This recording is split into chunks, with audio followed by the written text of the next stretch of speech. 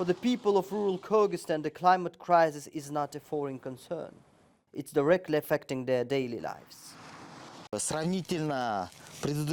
Compared to previous years, this year we watered the corn only twice. Corn itself generally requires 3 or 4 waterings. This year, this is the biggest it's grown, when on average it should be at least 2 to 2.5 meters in height. Glaciers are not just picturesque, they are a lifeline in Kyrgyzstan. They provide 85% of the country's water and 70% of its electricity. The arid climate means farmers rely on irrigation for their crops, and the glaciers provide that vital water. But the global heating is threatening this fragile ecosystem and could spell disaster. Firstly, between 2040 and 2050, the surface flow of our rivers could increase by 9 to 11%. But after 2050, a negative trend could begin.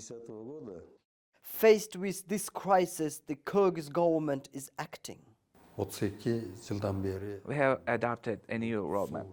Before, we only paid attention to irrigation and land reclamation, abandoning the glaciers and groundwater for 32 years.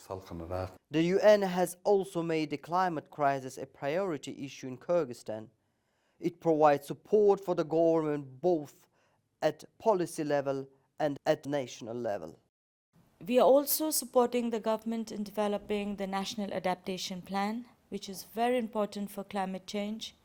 We need communities and people to adapt to the changing environment, and that will be concluded by the end of 2024. Scientists say wastage of water is the main problem here, with 60% of water lost to evaporation and runoff before it reaches farmlands. The UN is collaborating with state authorities to establish smart irrigation projects and use alternative methods like drip irrigation to make farming practices more sustainable.